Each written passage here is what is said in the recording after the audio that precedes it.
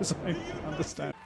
Did so well against some raucous home support earlier today in achieving that bronze against Great Britain. Absolutely, USA, a great side as well. They have some tremendous people on that team and stuff like that, like Will Waller and Paul Schulte. Some legends of wheelchair basketball, definitely from the U.S. side. And again, they got big names who played around the world. Josh Turek plays for Getafe in Madrid in Spain. Matt Scott plays for Galatasaray in Turkey.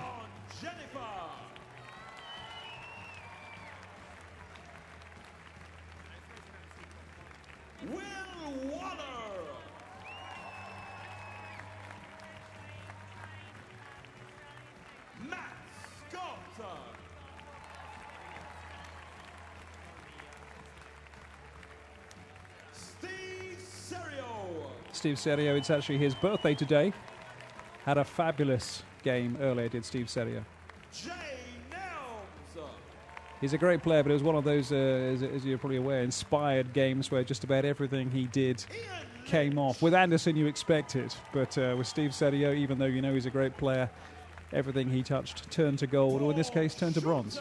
Absolutely, yeah. Serio, fantastic player.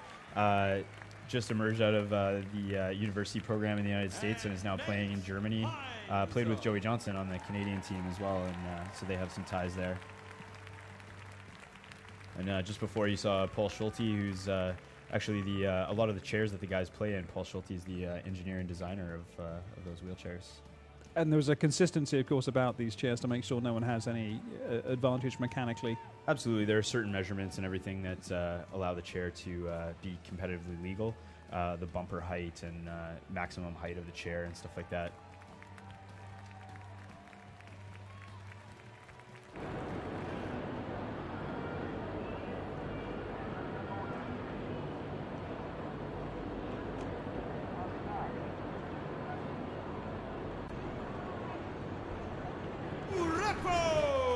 Chad Jasmine, Brandon Wagner, Tyler Miller, David Eng, Yvonne Rouillard making up the Canadian roster. Bo Hedges,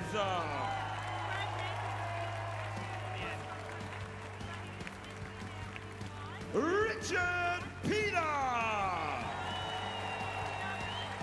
Richard Peter standing down. Were you telling us earlier, Kevin? Joey Yeah, Johnson. he is. Joey Johnson too. Yeah, those guys will definitely be missed on the Canadian team. Adam Lancia. What a way to go out with a gold medal. It's always nice to retire on top, absolutely. Andy Dinea. Yeah, many a fine sportsman wish they had gone out at the top before coming back for another go. Chad Jasmine. Chad Jasmine plays his basketball in Germany as well. Patrick Anderson.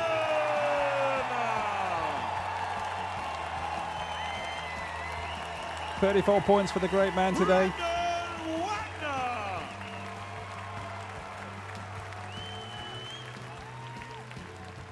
Tyler Miller.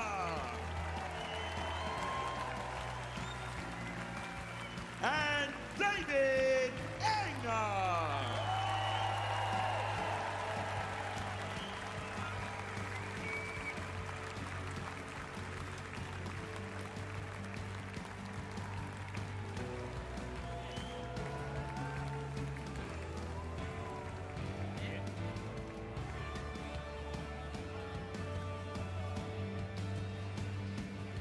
More than one player on this roster, Kevin, who's tasted gold before, knows what it's like, but what does it mean for them to actually go back, repeat it, be as good as they were 8 years ago? Well, I think it means a lot. I think that when you get two in a row, you think you're on top of the world. They absolutely crushed the competition in Athens. And then leading into Beijing, a lot of them felt like they had really accomplished something. Then you lose and you get a silver medal. and it really reinvigorates you. And I think that a gold like this is just that much sweeter, especially for the athletes that are retiring, to go out on top. As I said before, it can't help but be a fantastic feeling. It's the mark of champions to come back from a defeat, no matter what the sport, be it in boxing. Many a great fighter has lost a surprise bout and has come back to face his nemesis. And let's not forget Canada playing against the team who knew them very well indeed and beat them 4 years ago. Absolutely. It definitely is a mark of a great team. You always talk about the legendary teams that won a lot, lost something. Those same players came and rebuilt and became just as successful as they were before. And that really is the mark of sort of more legendary team. And I think that this team will sort of go down a little bit. Ladies That type of history. and gentlemen, as is customary, for those who are able, please rise for the national anthem of Canada.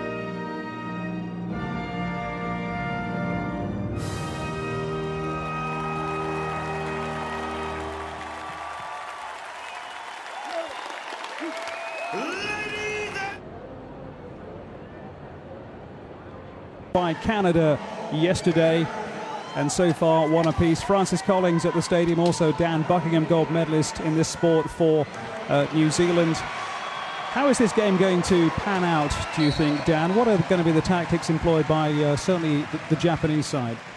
The Japanese side, they've got two main go-to guys. That'll be Ikizaki and Shin Nakazato. So I'd say they'll be on the majority of the game. This is Ikizaki or Aiki at the moment, just passing the ball up. Main man there, definitely he'll be the one that the Americans want to have a hit on the plate.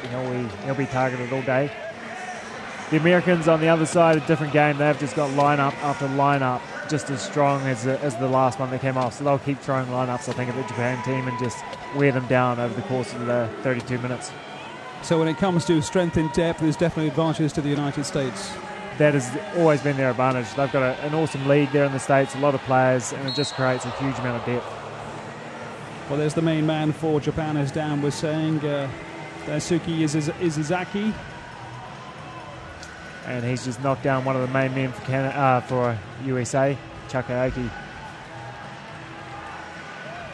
There's Chuck. Oh, it was Shin came in from behind and just put him on the deck. Well, I think Shin seemed to enjoy that tackle. Tell us how it feels when you crash into someone and effectively upend them, Dan. Yeah, it is a good feeling. I think that's one of the great things about wheelchair rugby is it is full-on contact. You're not allowed to go touch the body, as Shin Nakazato did just then. No body contact, but full-on chair contact. And it's just a fun part of the game, getting that physicality and getting to hit another player. And when you can hit them hard enough to get them to hit the deck, yeah, it's a good feeling. Derek Helton, the man who was hit by Shin there, number 13 for the United States. So what happens there with Shin going to the bin? Basically, because he fouled the player, he got a bit of body contact. It means he has to go to the sin bin for up to a minute or until the other team scores. So 3-on-4 here, USA are just running for an easy goal, and Shin will come back on court. Joe Delagrave scoring for the USA. 3-1 advantage for the team who are favourites, but then again they were favourites yesterday. So as we know in sport, you don't count your chickens until they're hatched. Here comes a Japanese number 11, the aforementioned fearsome looking champ. And forced into the timeout there. Basically they've got 12 seconds to get over half, and USA just having strong full court press and they weren't even close to getting over half there. So Shin used one of his timeouts, 4 timeouts, so it's basically a get out of jail free card there. Otherwise, it's a turnover ball and possession to the United States, right? Exactly. That would be straight turnover if they didn't get over 12. Of course, the other big one is once they get over half from one end to the other, it's 40 seconds to score, so there's a score clock on there as well. So as a player, how aware are you of the respective times? Are you keeping an eye on big clocks in the stadium, or do you naturally know when you're coming close to your 40 seconds? Yeah, it just becomes instinctive over the years. You just really sort of count it without even thinking about it. And you know you're getting close to that 12 and you feel the pressure and you know it's time to call the timeout or go for the Hail Mary at some stage. The Hail Mary, there's a term from the NFL. That's when you boom it forward, is it? To just chuck it anywhere. Yeah, you know that 12 seconds is counting down. You've only got 4 timeouts. You look up and you look for an outlet. And if there's someone there, you just get the ball to them any way you can. All right, Japan on the attack, need to get back on the score sheet. Shin does that. 3-2 after 5 minutes of the first quarter of 8 minutes, of course. Good pressure there from Japan, just keeping the US in the back court, but Joe Delagrave managed to managed to get the ball through. A huge hit there on the way through.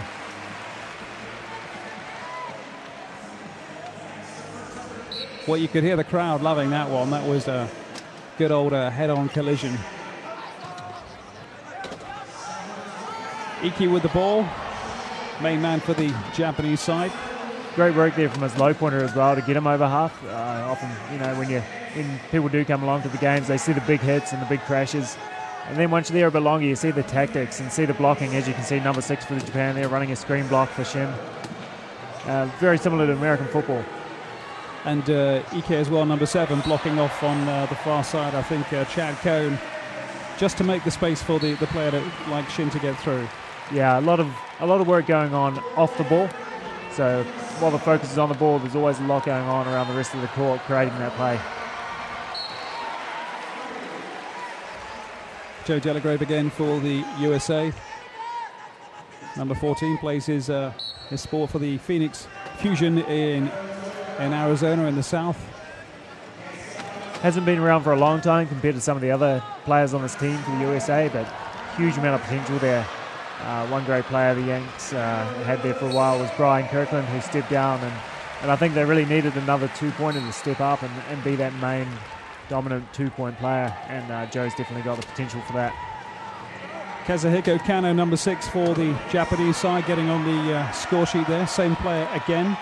And just speaking of Joe's praises, he just passed the ball away far too easily, so I think I gave him the commentator's jinx there. Commentator's curse, yeah. You pick someone up and they let you down. Look at that, just too easy, just giving that ball away. There was no thought behind that pass at all. What do we attribute that to? Is that pressure from the Japanese on him in the danger area, effectively? I'm not sure. I mean, there didn't seem to be a huge amount of pressure there. That's why it just seems so uncharacteristic for any USA player to do that. They're so well drilled by Coach Gumby, James Gumbett. And for them to do it, I mean, yeah, that's, as I say, uncharacteristic.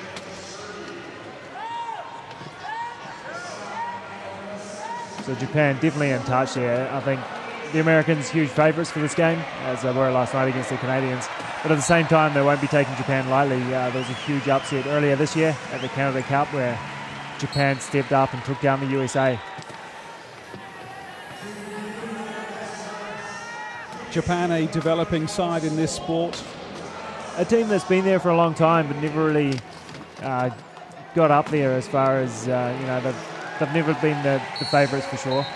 They've had some good tournaments here and there. They had a great tournament in 2010 at the World Champs in Canada and got into the bronze medal position.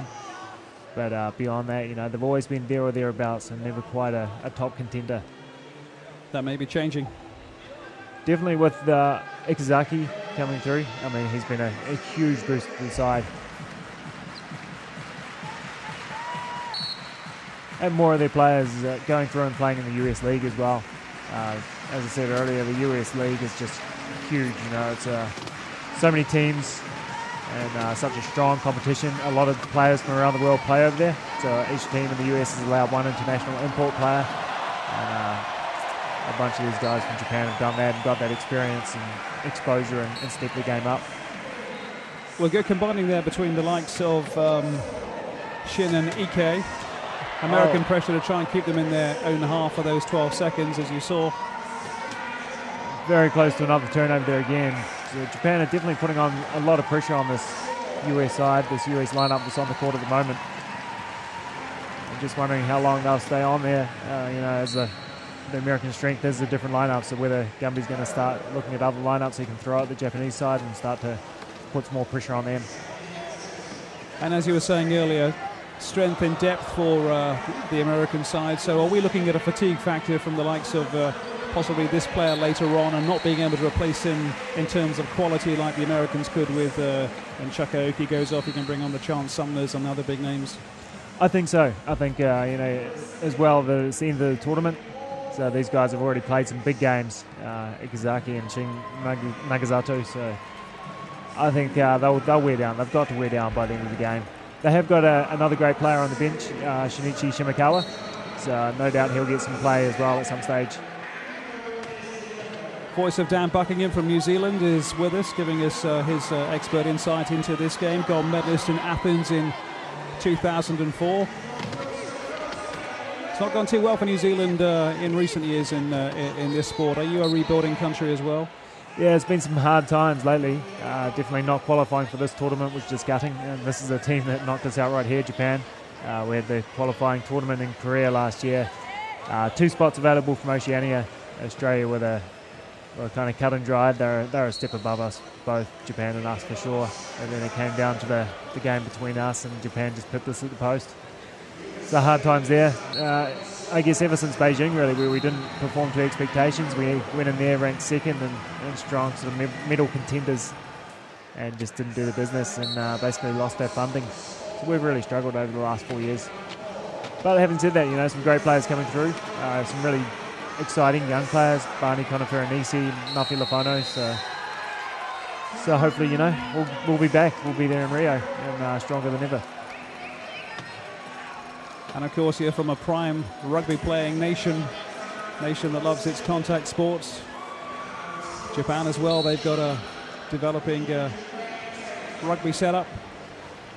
Yeah, you just mentioned rugby in New Zealand and people want to know about it and find out about it, so it definitely helps us out a lot. Yeah, thank goodness rugby's not a prime sport just yet in the United States of America, given their college sports and the populations they have in compared to New Zealand and Britain and Japan. So American have got some new players on here, but not going well. They've turned the ball over now. Just ahead by the 1 point, heading towards the end of the first quarter. Iki for Japan, number 7, man who's everywhere. That was just dominant, just slid past Andy Cohen and then went on a big race for the line with Seth McBride, who's got some wheels. Seth, he's not a slow player, and Iki just burned past him. This is Will Grew. Japan looking to block him in and get a turnover ball. And another turnover. This is not going the Americans' way at all. Good pressure from the Japanese. Delight on the bench.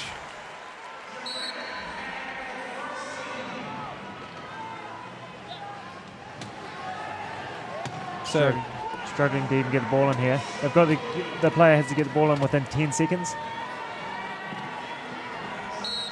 And Andy Cohen fighting through the reaches of the Japanese players. So Japan just putting a lot of pressure on that ball, but just pushing it too far and getting a bit of body contact there. Oh, and a bit one to the chops as well.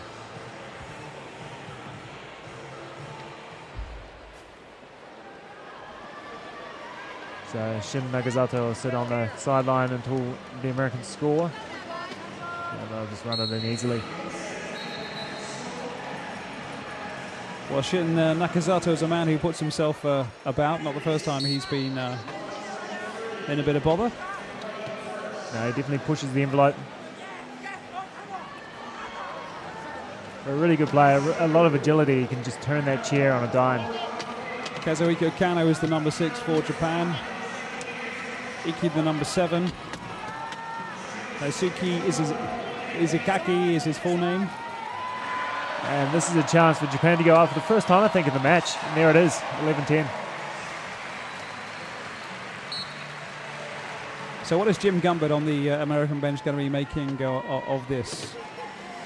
Coach Gumby, I mean, he's a cool, calm, collected man. I'm sure and he's such a smart man as well. He knows this game inside out. So he'll have plan B, C, and D already lined up. And I think it might be time for him to start going to one of those, as the Americans struggling to get over half there and having to call a timeout.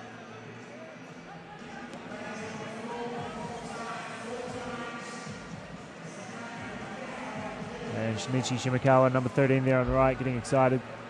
He's been the mainstay for Japan for a long time, and hopefully we'll get to see him on the floor at some stage. He's just got some phenomenal wheels, a lot of speed, smart player again. Been around the game for so long and knows the game so well. Ikezaki plays for the Hokkaido Big Dippers. Great name for a team, I think. Change the lineup for the Americans. Chance Sumner on. Big man on court. Yeah, he's the number 1 up the center. And Scott Hogshead there, number 8. He's a one-pointer. So less function, but does a huge amount of work and just chipping away there at Ikezaki. Now he swings around to take the corner of the key and just spreading that key. So a lot of things happening off the ball, just trying to set up this play as the Japan fall into the key defense. So basically that oblong at the end of the court there, you're only allowed 3 defenders on that. So the two main defenses, I guess, the full court press, which the Americans have got going right there, and then there's the key defense. And huge play there by the Americans. Yeah, Shin out of court just before he could pull timeout. Joe Delagrave, Chance Sumner doubling up on Shin there. Ball. Two big boys for the Americans there, putting the weight on Shin. Some fired up players. Same two combining this time to score. Sumner to Delagrave. USA back in the lead by 1 point at the end of the first. And that's big to score last at the end of the quarter. Teams want to score last and first at the end of each quarter. So basically, you win the tip at the start of the game, and then whoever doesn't win the tip gets the arrow for the next quarter, so gets to start the next quarter. So if you can score last in the quarter and then score first in the next quarter, it's almost like getting an extra point. You go getting double. Up. So in these tight games like that, that's a huge play to be able to finish and score right on the buzzer. Well, it's been impressive from Japan so far, from the likes of these two players, but as Dan Buckingham has been telling us, there is strength in depth on the American team roster. Coach Gumby, James Gumbert, has the ability to mix it up and see if he can take the heat out of the Japanese attack through the likes of Shin and Ike. Shin the number 11, Ike the number 7. So this is quarter time, just 2 minutes here, and then they're back into it. Really impressed with the way the Japanese team are playing. They're sharp. They're looking good.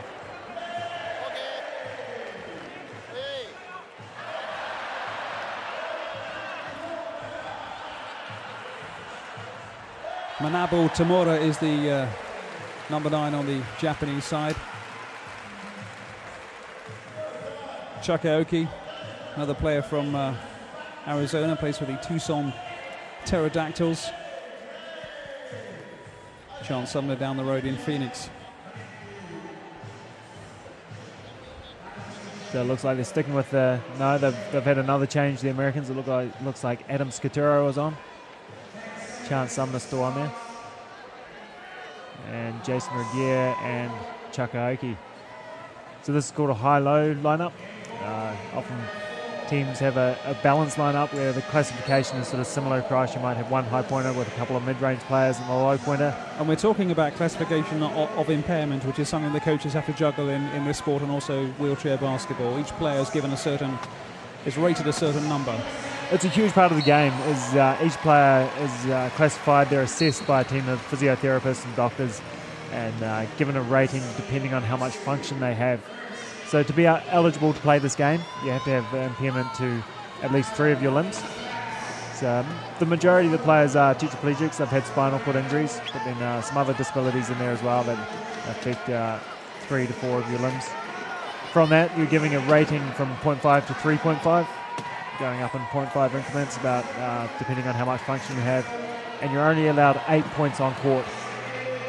So out of the 4 players on court, it really comes down to combinations. Often when I was playing, or when I am playing as a 3-pointer, I often work really well with a 1-pointer, so we'll come on together as a combination.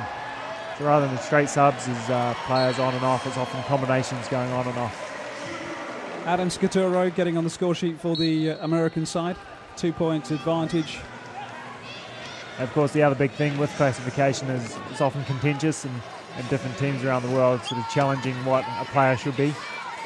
But the classification is done by your own Paralympic Committee, effectively, or is it done independently?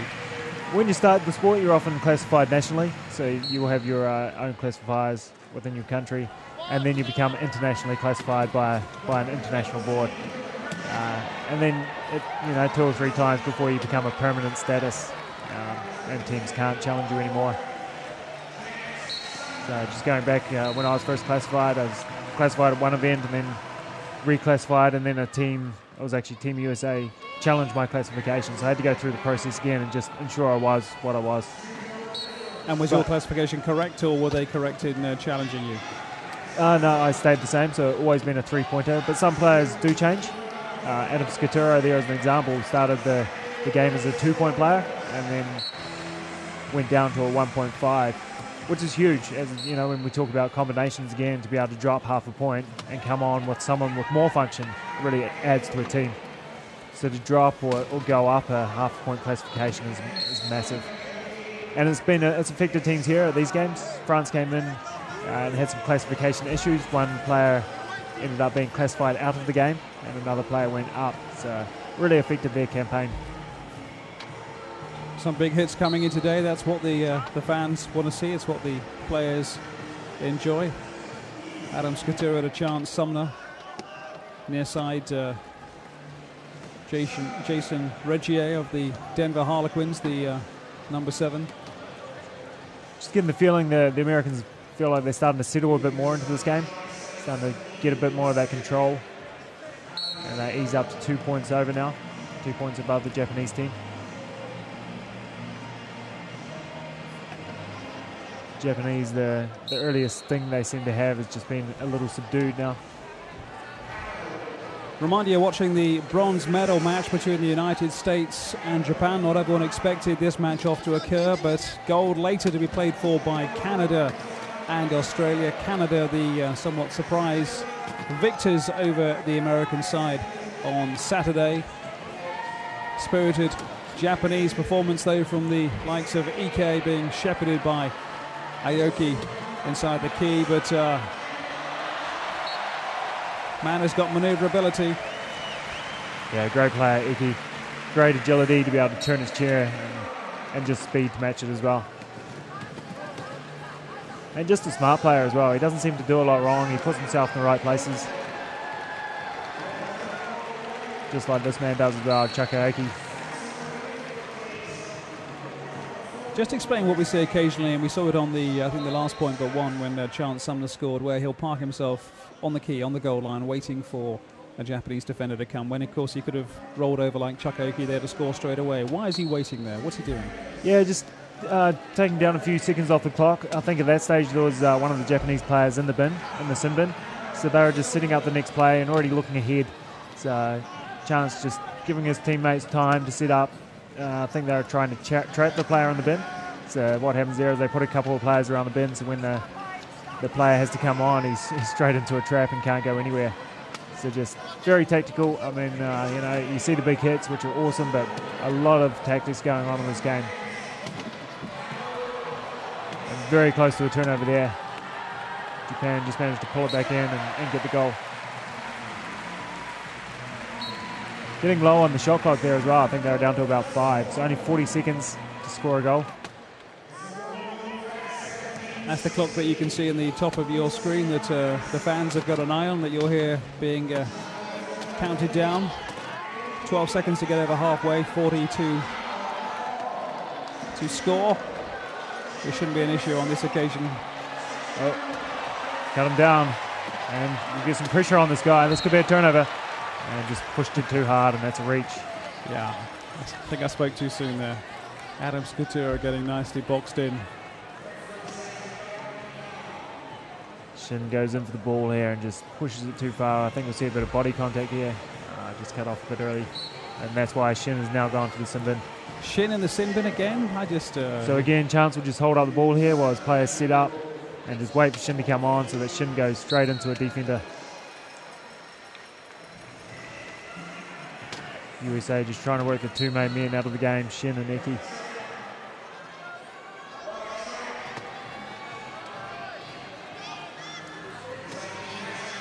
Basically, they don't want the ball with this guy who's got it right now. Oh, terrific play. That is awesome teamwork right there.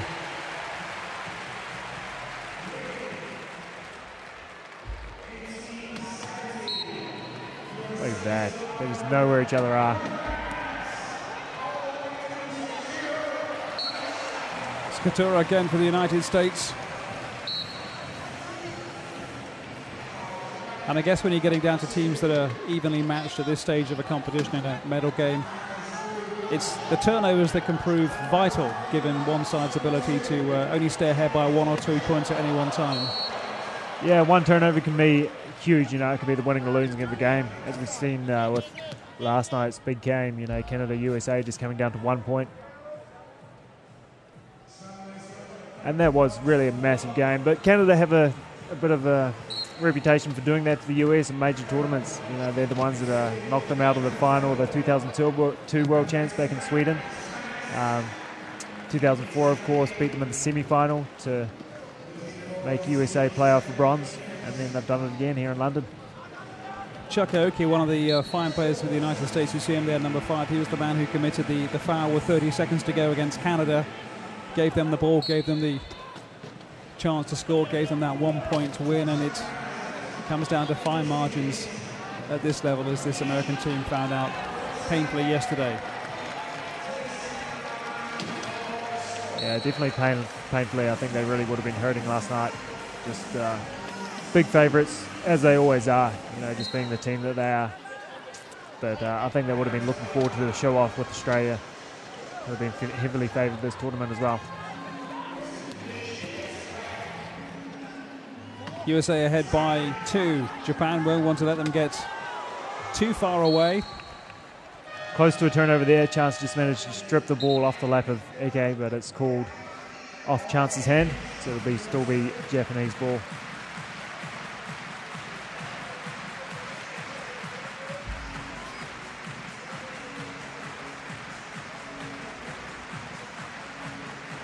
And Pierre, Canadian ref, just passed the ball over.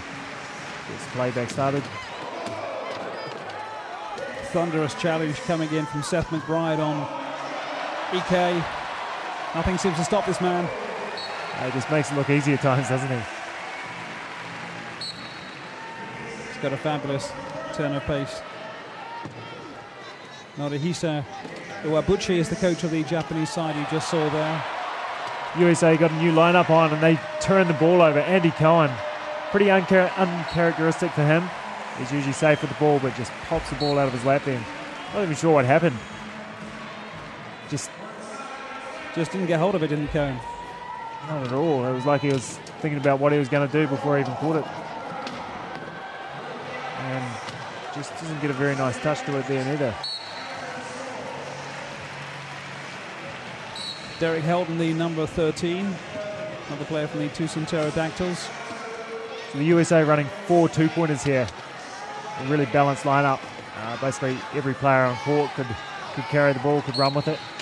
But at the same time, it's a bit of a trade-off because they don't have a dominant player on court in terms of high-functioning player like Ikazaki for the Japanese side. So technically, was that a tactical timeout there by Ike with the struggle to get towards the halfway line, or one where he needed to reassess with the rest of the coaching staff? No, I think that was getting out of jail free, pulling one of those cards. You know, they've got 4 of them in the match, and they were just pulling really close to that 12 second to get over half. So he just pulled it, you know, keeping it safe at this stage. They're still within reach, 2 points down with the ball. So should be 1 point down shortly. So I think it's just at the stage of the game where you don't want to take big risks. And USA falling back into the key defense now. So they're only allowed 3 players in that orange area around the goal line. And this will be a work play from Japan. They have the 2 players on the outside trying to spread the key, spread the defenders, and create an alley for Ikizaki just to cruise on through.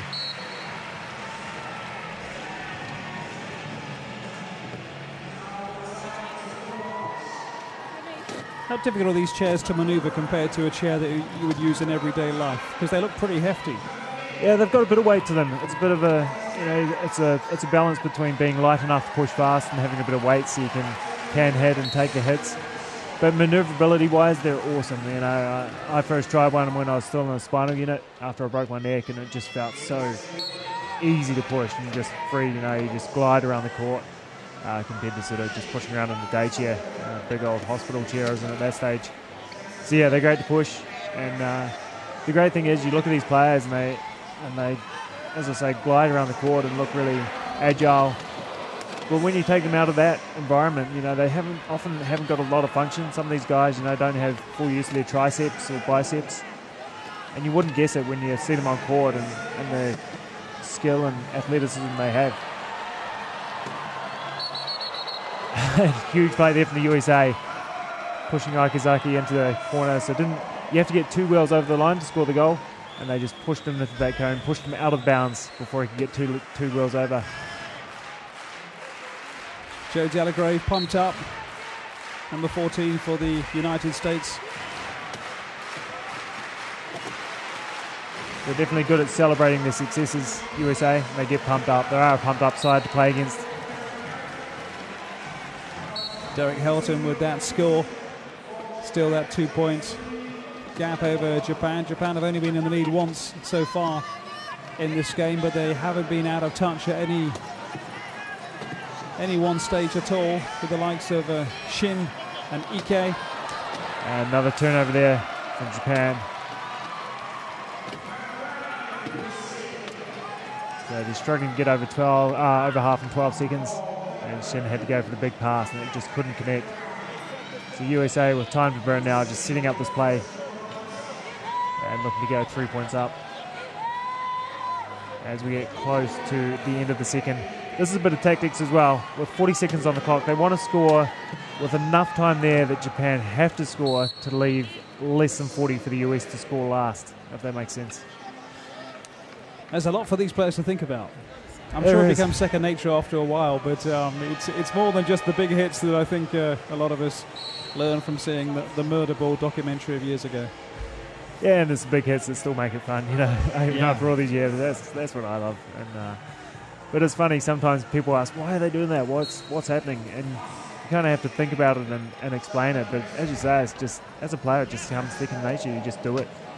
And it's kind of things that for you are a no-brainer. You want to score last at the end of the quarter. In your head, that you're coming up to 12 seconds to get over half. It's just things you do without thinking about. Well, this is why we're glad that Dan Buckingham is with us, gold medalist at this event in Athens in 2004 for the New Zealand side, to explain the intricacies of Murder Ball. And this is a hard one to explain here, and people struggle to comprehend this. USA just burning the clock, winding down. They want to score last in the quarter, and they call timeout there. Basically, the shot clock was getting down to 2 seconds. Still 14 seconds on the game clock. But if you call a timeout, it resets the shot clock to 15 seconds. So they will get the last to score in the quarter here. Or that's their plan, at least.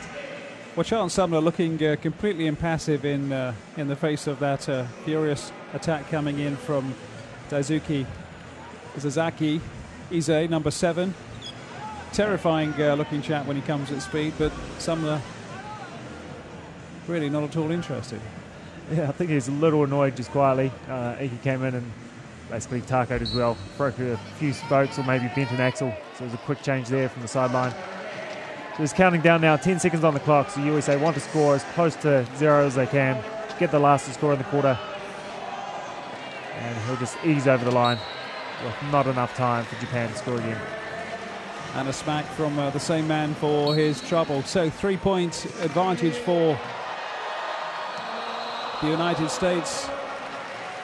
And that'll take us into the half. So now they have a 5-minute break and come back for another half of this. What's been a pretty action-packed game.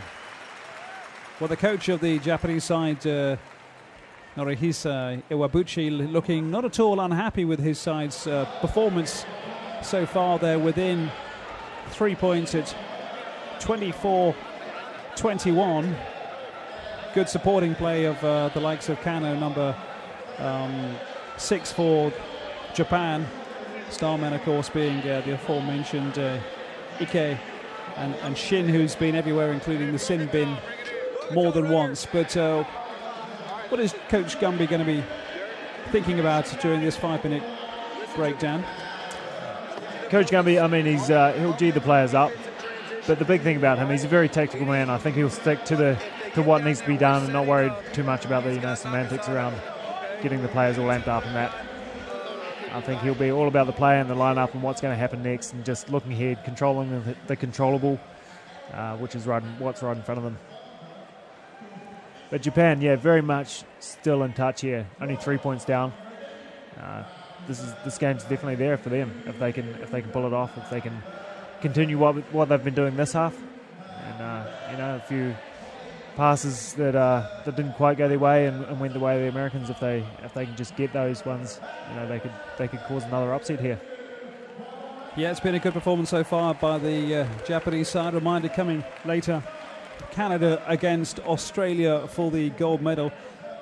And Canada, Dan, I guess, are going to be flying and full of confidence after beating the USA, albeit by just the 1 point yesterday. Yeah, it'll be interesting to see how they came out. It was a huge game, and they would have got back and got the usual food and fluid and recovery and maybe a bit of a video session about the Aussies. But I think, a big game like that, it's hard to bounce back for another big game. So whether they've got more in the tank, we'll have to wait and see. And Australia are just looking sharp at the moment as well.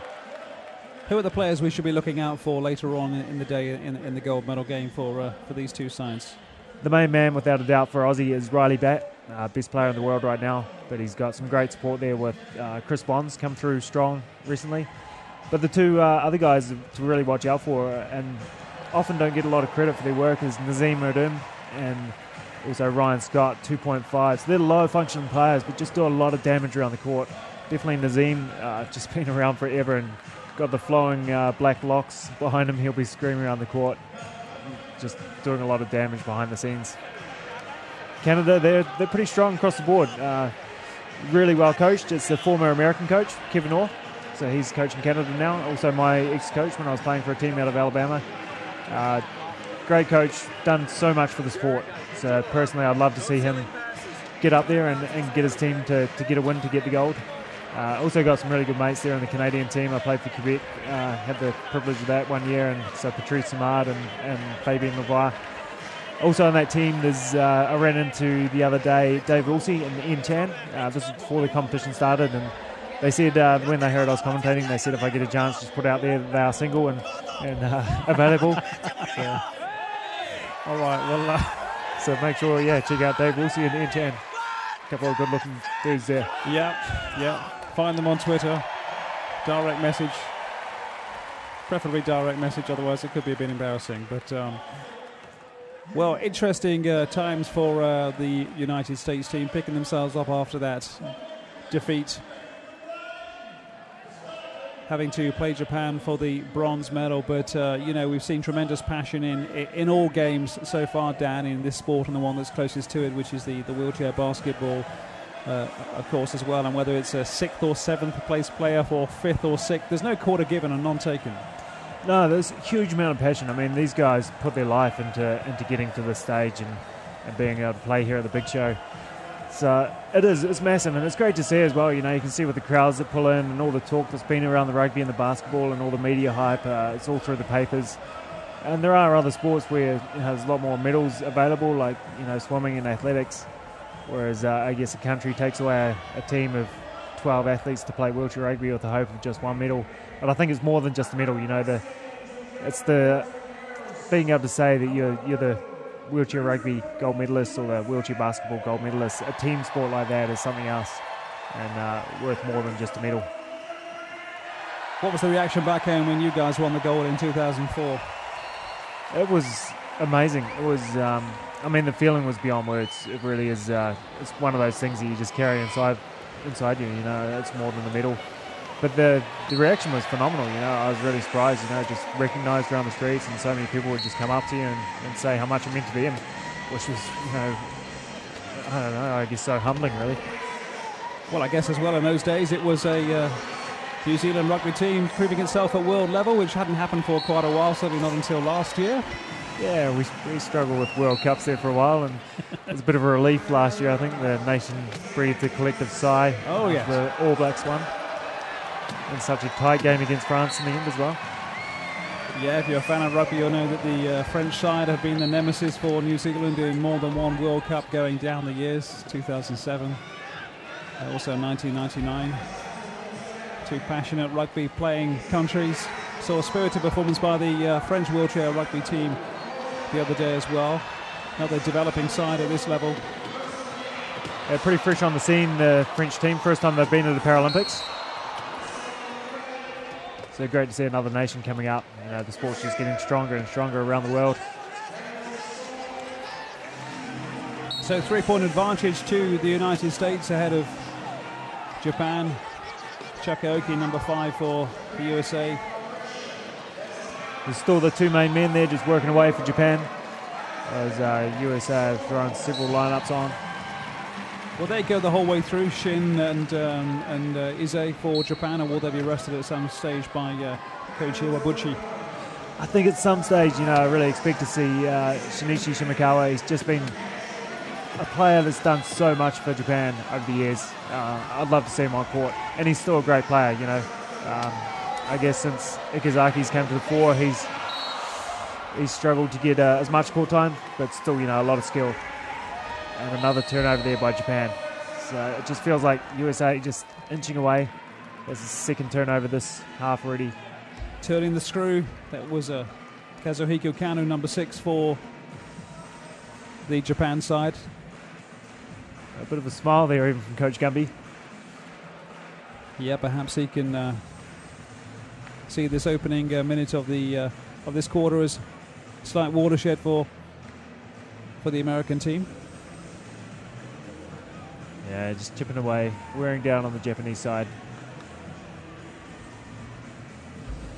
Derek Helton with that score. 27-23. What can Japan do about this to get back into the game? Yeah, it's. They haven't really got many more cards up their sleeve. These are the main guys on the court now, and they've got to be tired. End of the tournament, being pushed all the way. Some big games. How tough is it to come into an event like this and have to play and rest on effectively consecutive days sometimes? It can be, it can definitely get you down, especially if you're not getting a lot of rest, if you haven't got a lot of, depth in your bench. Often you go away at tournaments and you can play, you can play a couple of games a day. But these games here at the Paralympics, World Champs, Paralympics, they're so intense. A game a day is more than enough. And it can be hard to recover from. These guys will have all the support they need. They'll have the nutritionists, they'll have the massage therapists. They'll have plans in places for recovery, but it's still tough. Also got those guys around at Otto Bock who hammer the wheelchairs and weld them back into shape, which is quite fascinating to see. Yeah, the chairs take a huge amount of, hits and damage. They do need to get welded, a lot of broken spokes, out of alignment. People see the big heads, but it's not too hard on the body. It's a lot harder on the chairs than it is on the body. The main injuries we see with wheelchair rugby is a lot of overuse injuries. The shoulders just doing the work that they're not supposed to do. And occasionally you'll have a black eye or a bit of a cut if you hit the deck too hard. Chuck Aoki with that score for the United States. Ike needs to get on the score sheet fairly soon. Oh, nice blocking hit coming in from our friend Shin, who is the sort of player I think who Is it fair to say he welcomes the physicality of this sport, the Japanese number 11? Yeah, he's good at hitting, definitely in close quarters. You know, he's got that full trunk control, so he can get in there and just throw his chair into the hit. Just like that. Here's Aoki again. Support on the inside. Derek Helton scoring again for America. 6-point gap. 6 points this late in the third. That's looking pretty comfortable for the US now. And Japan are really going to have to, they're going to have to pull something. I'm not sure what they've got, but they need something here to start getting some turnovers. And I guess given that generally when you have possession, a good team seems to score, turnovers is the only way that you can actually start to draw down this deficit. Yeah, they need to create pressure somehow. And at the moment it just feels like they're not going through the motions, but they're just doing the same old. And they need to change up. They need to do something because USA are starting to look comfortable.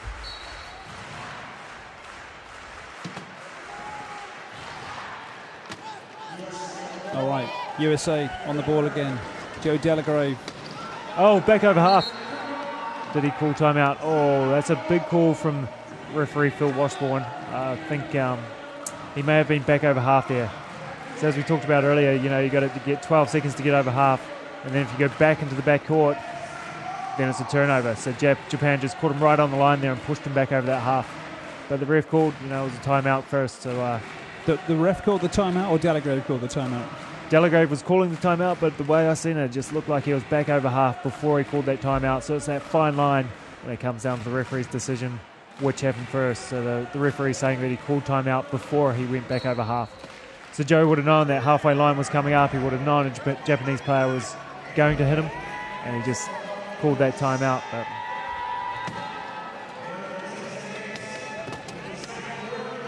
But whether he called it in time, that's up for debate, I guess. Still a 6-point gap thanks to that score by Aoki.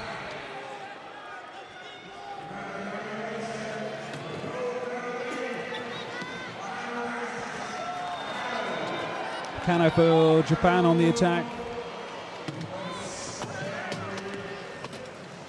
Back to Ike. They want to get that ball back to Ike as soon as they can. The main playmaker. Kotaro Kishi is the fiercer looking chap with the eye goggles, number 15 for Japan. On the near side. Good pressure here from the Americans. That 40 clock's got to be running down. But Ikizaki finds a way through.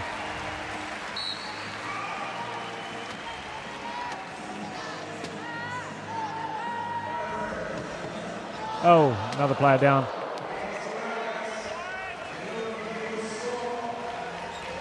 Going in for the big hit, and he ended up on the ground himself. The time taken away for the Japanese. Running out of time to make a difference here.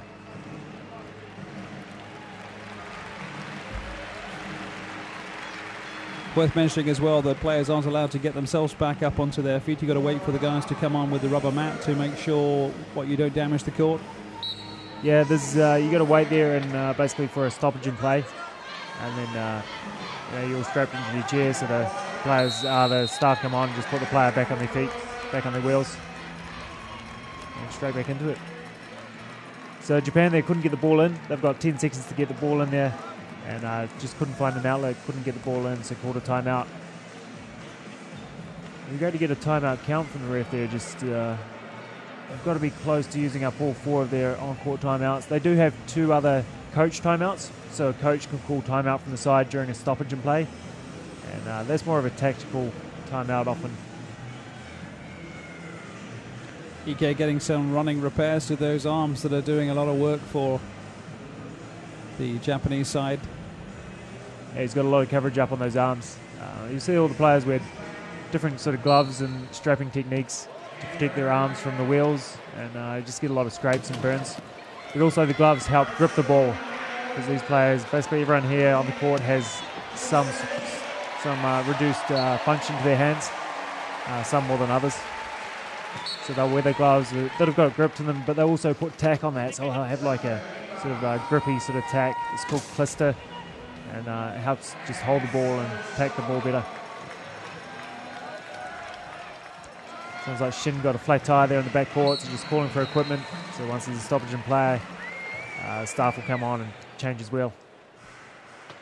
There's quite a support staff who are doing the mechanical stuff, and I guess if you've got a flat tire, once they've changed it, they're going to go and fix the puncture, right, and pump it back up again. Exactly, yes. They're off. They'll just have a bunch of spare tubes there and switch out the tube. But every player there will have, at least 2 spare wheels on the sideline. So quick changes in case they happen in quick succession. But then the mechanics will be in the background fixing those tubes as well. This is Kano for Japan coming away, looking to find DK. It's going to be in the clear. Still that gap though, 5 points there. And time running out for Japan.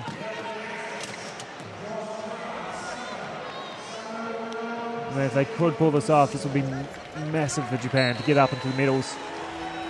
And if USA fell out of the medals, that would be unheard of. That would be an inquest, I think. Basically, to put this in perspective, USA has won every major tournament bar 2 in the history of the game. That's world champs and Paralympics. They lost the 2002 world champs to Canada in Sweden, and they lost in the semi-final back in 2004 to Canada, which put them in the playoff for bronze, just as they did last night as well. Which must have made you guys feel good if you didn't have to face up to the Americans in the final in 2004. Yeah, I think we weren't overly worried about playing the Americans. We played them in pool play at that tournament and they'd beaten us. But we were happy with the way we played the game at that stage of the tournament. We were there to win a tournament, not each game. We knew what we had to do. But at the same time, when we seen that we were playing Canada, I think we did feel more comfortable. It was a team we knew how to play more. I think different teams match up sometimes better and differently, and sort of some teams have their own little nemesis, as nemesis for USA seems to be Canada, and for us at that stage we felt comfortable playing Canada for the final. Yeah. Dan Buckingham, part of the gold medal winning side for New Zealand in 2004. 2 years later we had to play the Americans in the World Champs final, and it didn't quite go as well. Lost to the Americans there down in Christchurch, which is a game I'd still love to go back and play. At that stage we were putting everything into our sport at that stage. I think just we're in really good form. You're playing at home in front of a great crowd, and we just couldn't pull it off in the final. And there were times we got the ball on the deck off the Americans, I think 3 times, and we just couldn't pick it up, and it went straight back to them. So yeah, games like that sort of stick in your memory. Yeah, it's funny, that one seems to stick in your memory more than the one that you actually won against the Americans, Dan. Yeah, I've been asked before whether I hate losing more than I like winning, and I'm still not sure. That's very honest of you. Still that 6-point gap, EK. Yeah, Shin just had to call a timeout there. When you're attacking the key like that, an offensive player is only allowed in that key area, the orange part of the court, for 10 seconds. So the American players trapped Shin in there. He must have been getting close to 10. He just sensed it, he knew it, and called a timeout. So they'll get another crack at the key defense of the Americans again. Oh! And he doesn't get through. He pushed it too hard. Gap wasn't big enough. He went for it. Couldn't get the 2 wheels across the line. Yeah, chance some backing up against Kishi, the number 15 for Japan. Just closed down the gap, didn't he? And Chuka getting through the gaps. I remember Curtis Palmer, a New Zealand player, went over to play in the States. He was an import player over there and playing against Chuka Oki. When I hadn't played against Chuck then, I asked what he was like to play against. Curtis said he makes the game look so easy. He looks bored. It's just he tears it up on court. So Japan chasing this game, which I'm presuming may leave the opportunities for the Americans if you're having to commit to the attack and know that you've got to get on the scorecard. And The score hasn't changed much for a while. It feels like the Americans, they've got their lead. They're comfortable. They're just holding their Japanese players. They know how to win out a game. They don't have to push it here. Well, some great defensive work coming in from the likes of Sumner, Adam Scaturo. Certainly Sumner, with that impassive face of his, just manages to close down the space time after time. Doesn't show a lot of emotion, does he? He certainly doesn't. He's got a nice reverse gear there that he's used. A bit of emotion there. We saw the fist pump. Bit of a fist pump. First time from Charles Sumner, showing how happy he was with that blocking move on this guy, the number 11. Big shin. Nakazato. Chakaoki just working his way out of trouble again. Just gets out of that traffic. Just so easily.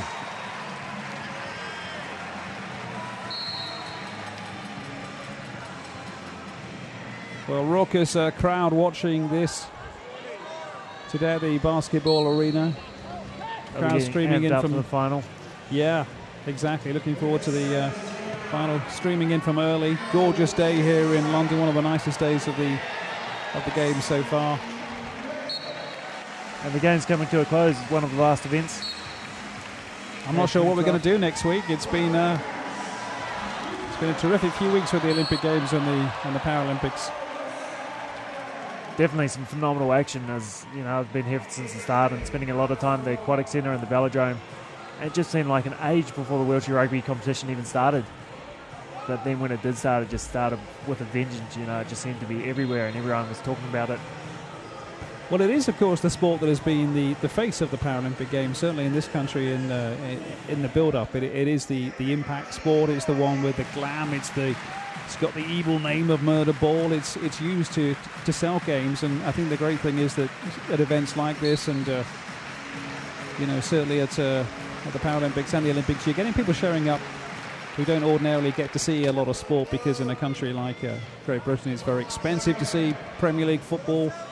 The stadiums could be sold out 3 or 4 times. Same with rugby union. They could sell Twickenham 3 or 4 times for big games against the likes of your boys. So I've been enjoying seeing crowds on the train down coming up, kids and families and people learning about wheelchair rugby and basketball and everything else that's been going on. It's been great to see. The British are renowned for enjoying their live sport, aren't they? Really getting out. At times we struggle to fill our stadiums in New Zealand. We have the opposite problem. We have too many people wanting to watch sport, and big play there. That was back over half by Ike. So just coming up to the line there, and the Americans put pressure on him right on halfway and pushed him back over the halfway line. Just touched it enough that it's called back over half. Sumner again. Andy Cohen for America, the number 11. Joe Delagrave is the number 14. Up to 8 points out with the balls, going up to 9. 36 on the clock for this third quarter. Good turn of pace coming in from Andy Cohen. Andy Cohen's a player that's been around a long time. He's been there. He was back there in 2002, back in Sweden, world champs. Third Paralympics for him.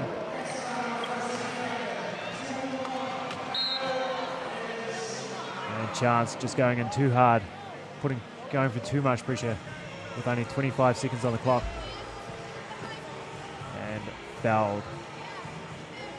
What he was doing there was going for the jump balls, to trying to change we talked about earlier, the team that wins the tip at the start of the game, after that is sort of turn about for the start of the next quarter as to which team has the ball. But you can change that within the quarter if you get shared possession. So that's what Chance was just going for there, trying to get his hand on the ball so that he's effectively shared possession with the Japanese player. And it would have changed who had possession for the next quarter, so the Americans would have started the next quarter with the ball. But just pushed him too hard and ended up in the sin bin for his troubles. So Iki just runs it in, 0.7 on the clock, and Japan finally get a last to score.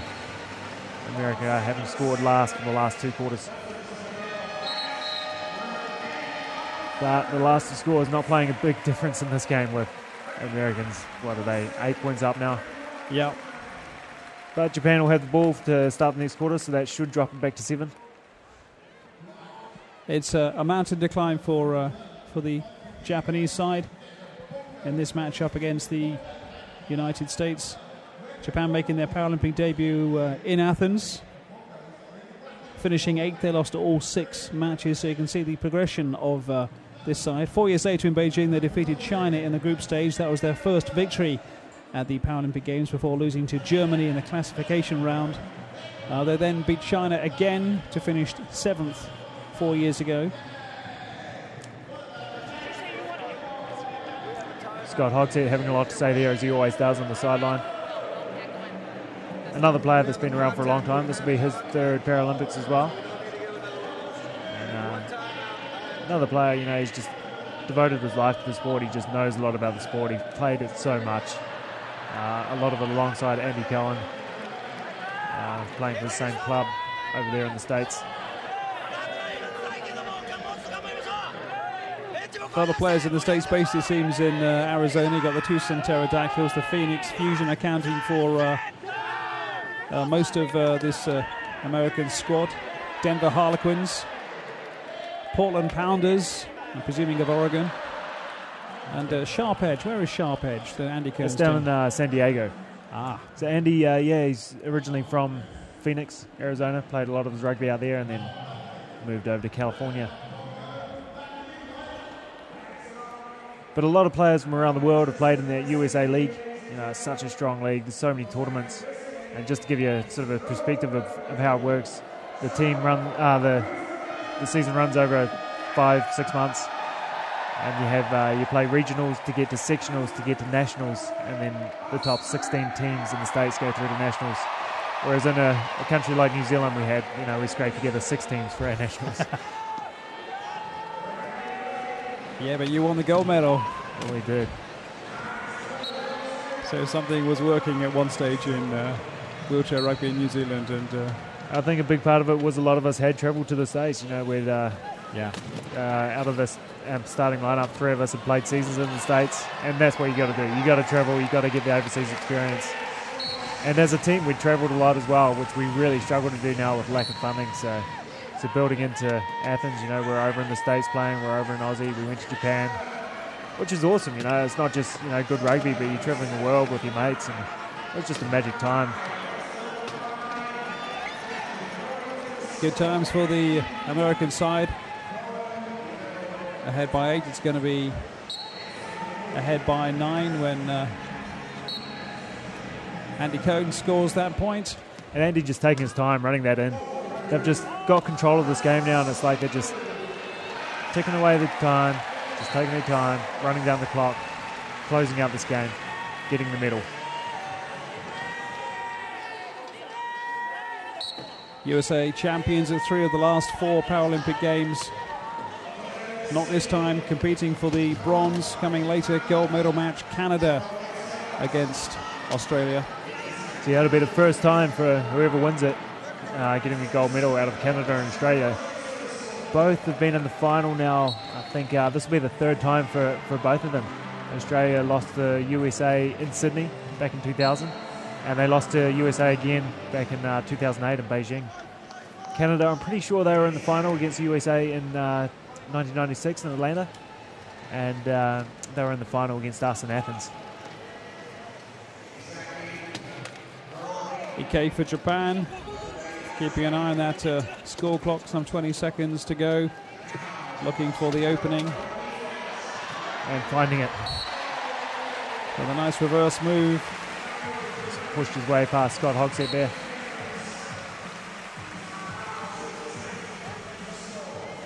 And pressure on Andy Cohen. But too much.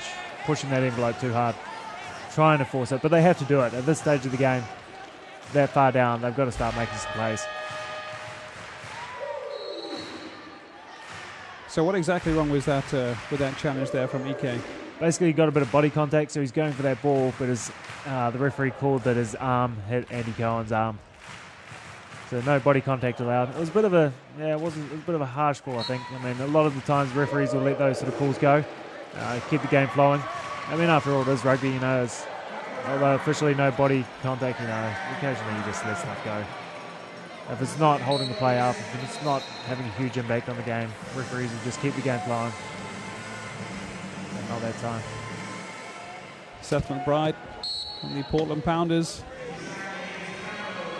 getting on the score sheet for the United States. 43-34, 6 minutes. I think that shows a bit of the fatigue there of Ike. In a foot race with Chance Sumner, I think he usually would have won that, but end of the game, end of the tournament, he just couldn't get past it and had to work some magic to get there to the goal line. I'm surprised they still haven't brought on Shinichi Shimakawa, number 13 for Japan, sitting there on the side. He's got wheels to burn. He's been around forever. He's a smart player. But Japan get one back.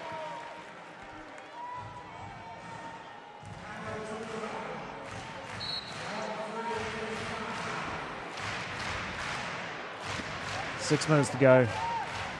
They can't miss around here. They got to score quick and keep getting those turnovers. USA with the key defense.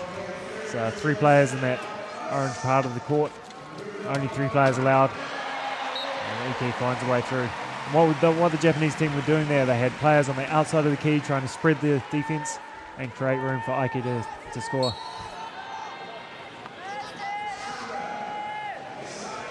Fake from Chance to lose the defender. And he'll get over half pretty easily. Too easily. 3 USA players up there. Yep, Japan wide open. Kazuhiko Kano is the number 6 to the aforementioned Nakazato Shin. Daisuke Ikezaki, Ike as he's known. Again, the 2 Japanese players spreading the key, trying to create room for Ike to score. The US doing an awesome job on defense. 12 seconds on the clock. He finds a way through. Again, that was the man on the side just creating the room for him.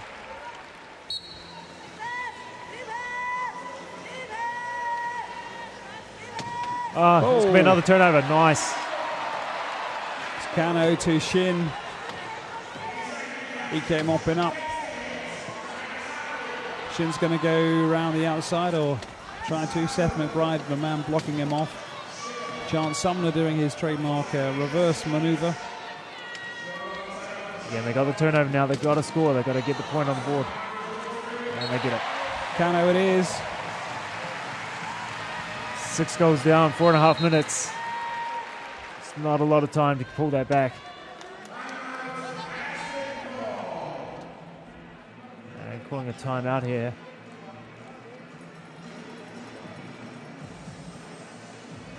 Whether it's to catch a breather or maybe a change up, not sure. That was the hit coming in on, I think it was Chance Sumner spilling that ball due to a lot of pressure.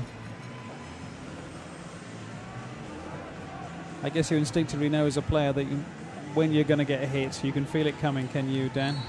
Yeah, you get to the stage where you play it so much, you basically know where everyone is on court. You can sort of feel it and you know it. And, often you know things are going to happen before they happen, but you still can't do anything about it. You know a hit's coming and you know you may lose the ball and that's just the way it is. What are the changes that have come in since you won your gold medal? And I'm thinking in terms of physicality and tactics. Is it an evolving game? It is evolving all the time. Definitely rule changes, chair specifications. So since I began the sport, so much has changed. You know, the chairs used to look so different. They had a lot of there was a lot less regulation around the size of the wings and the guards. So they looked a lot more like the Mad Max sort of crazy chairs. They've been refined a lot, but the big thing since we won in 2004 has been the 40-second score clock and the 12 seconds over half. So the game has got a lot faster. It used to be a lot more tactical, definitely around that last to score in the quarters, and teams would hold out for minutes on end and play what was called keep away to score last. And it was definitely a crowd killer. It wasn't the most exciting part of the game, but it was very tactical. As a player, I really enjoyed it. I liked that part of the game. I enjoyed the tactical side and managed to hold it up, but I admit it was a crowd killer, and it's made the game more exciting having that 40-second clock in. Sounds like a form of chess. Definitely chess on wheels. Chess on wheels, yeah. And it's still there as well. It's just that it's just a lot faster pace now. Yeah. And for us, that really suited us well, the New Zealand team. You know, we never had a lot of depth. We were allowed 12 players on the side, and we had 9 players there in Athens. So we didn't sub a lot, and to be able to play that tactical game, it wasn't as taxing. So you could hold the ball up, you could be more tactical. We had a very smart player with Tim Johnson on our team, and a really smart coach with Grant Sharman, and we played a smart tournament, I think.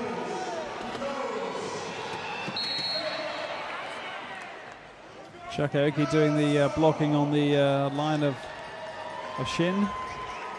And just off the ball, Ike smashed the US player out of court, so he'll be going off to the sin bin. Another reason to go to the sin bin is knocked out of court off play. There's a whole lot of different rules that come into play. And ones you just learn, pick up as you go along as you play the game. So 4 players on court for Japan and 3 for the US. They should get an easy score here. They don't want to be messing around about it because they're running out of time. They want to be scoring quick.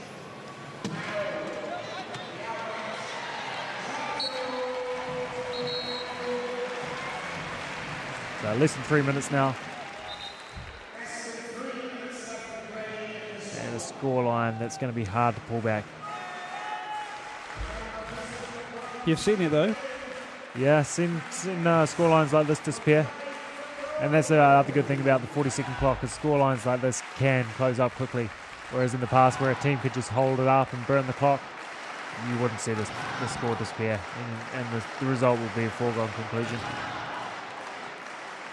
Which sucked the fun out of it at times as well. So that makes it more exciting as well, keeping the game alive right to the end. All right, 6-point gap.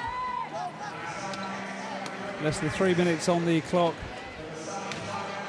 3 minutes for Japan to do something. They're giving it their all. You've got to say that. Good blocking coming in from Chakaoki, allowing Joe Delagrave to glide home. Joe Delagrave, I think, just at the start of his career, he's going to really step up and be a big force for the US team. Got all the physical attributes.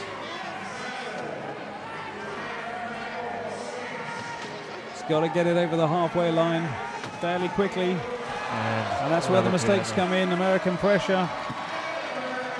I'm pretty sure at this stage Japan are out of timeouts and they just had to force that ball. They were running close to the 12 seconds to get over half. And they're at the stage they just had to try and get the ball over half any way they could and hope it connected. Yeah, Kano was the man who had to, with an American. Had to bat it away. No problem with the 12-second time on this move. Kano to glide in. 48-40.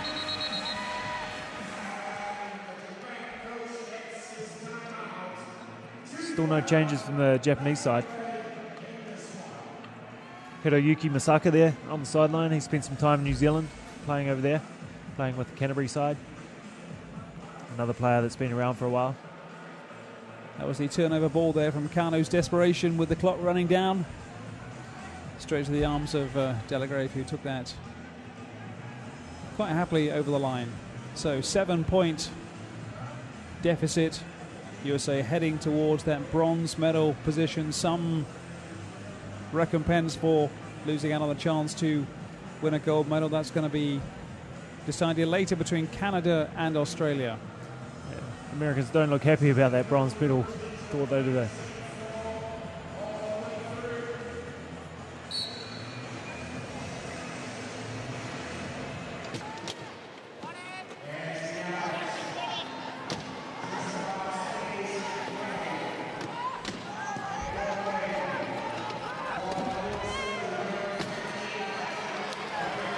Joe Delagrave, another big play.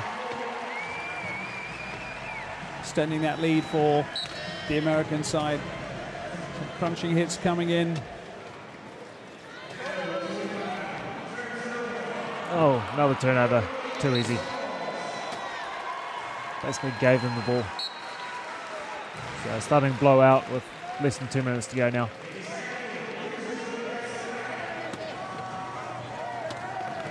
Ike in a bit of bother.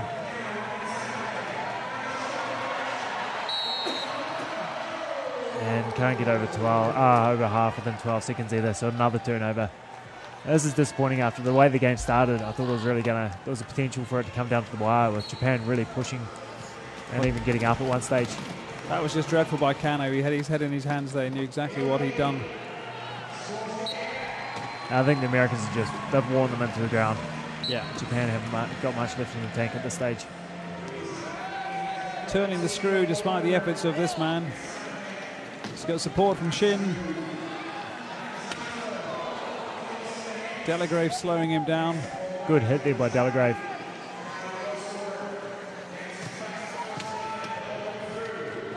And a nice pass off to score.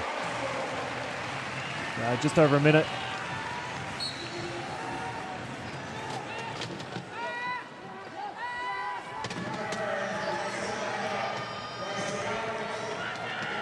So the different chairs there you can see as well, the low pointers have the big wide bull bars at the front of their chairs.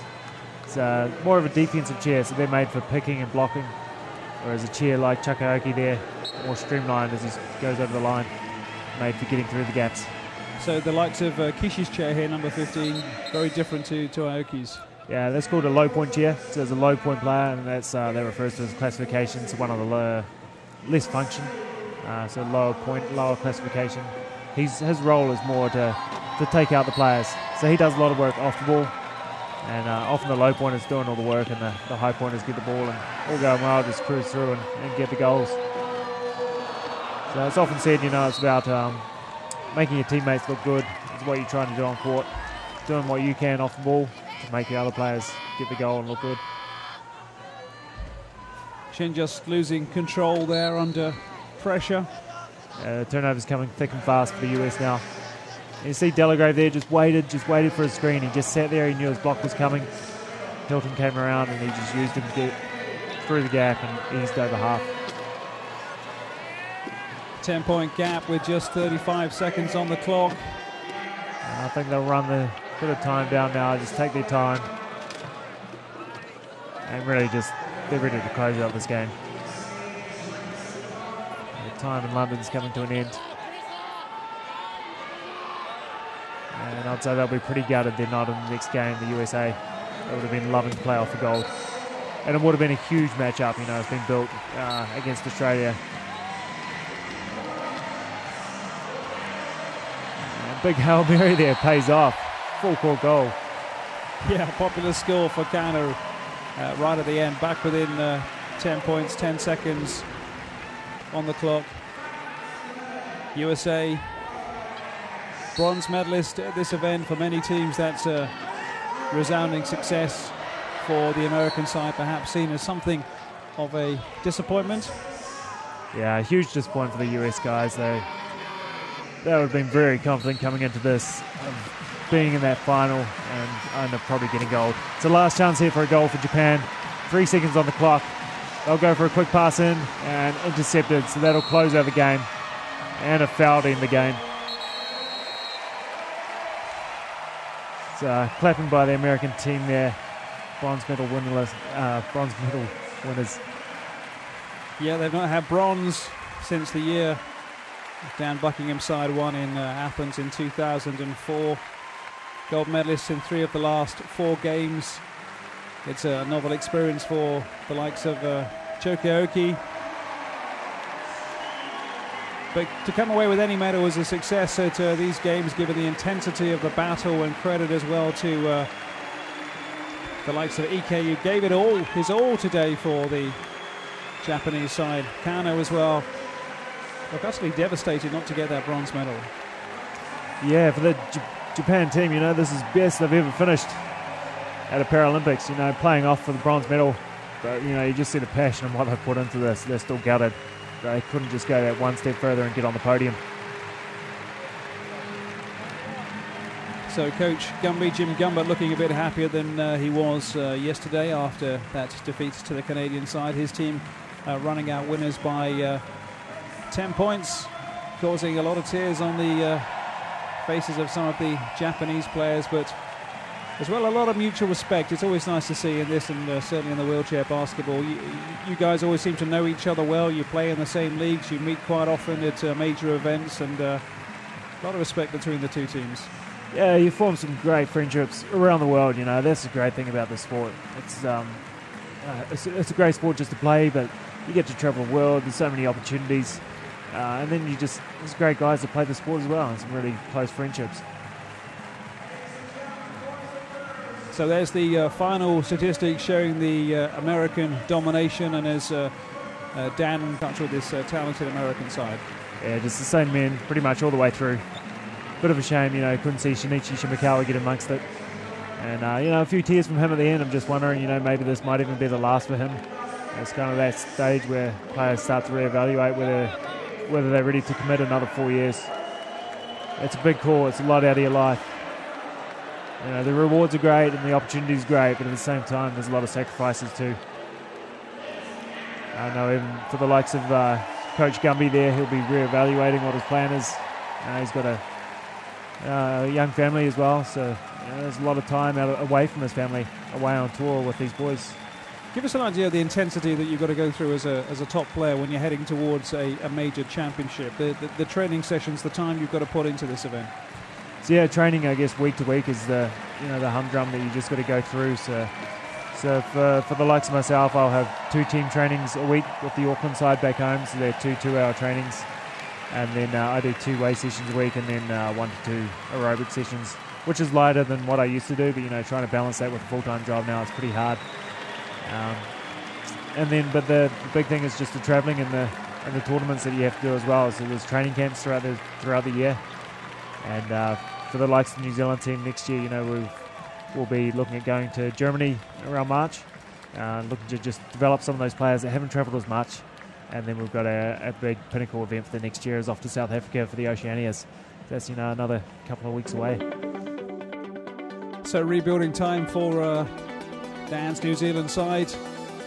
Progression time for this Japanese team who came into this bronze medal match against the United States with high hopes. USA on the back of that defeat, of course, yesterday to Canada that kept them out of the gold medal playoff later today. But the likes of Aoki and Ike were the star players today. We like this man as well, Shin. He's a ferocious player. Yeah, great player. Just a good player to watch. You know, he's just got crazy skill. Just pulls things out that you just don't expect. Gives it his all. So did Kano. But at the end of the day, there was too much strength and depth, too much quality for the American side who could bring on the likes of Chad Cohn, Andy Cohn, Joe Delagrave, Chuck Aoki, Seth McBride, Chance Sumner. And by the end, fatigue was telling for the Japanese side as the Americans ran out bronze medal winners by 53 points to 43.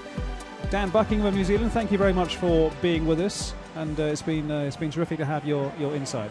It's been brilliant to be part of it, and just to see it. You know, I would have loved to be here as an athlete, and I was gutted that the All Blacks didn't make it, but to see the level of intensity, it's just magic, and great to see it here at the games, and the media and the crowds and everyone that's brought into it, and just holding out for this next match, Canada versus Australia. It's going to be huge. It's coming up in 45 minutes time. We'll come back and talk to you then. Please stay with us.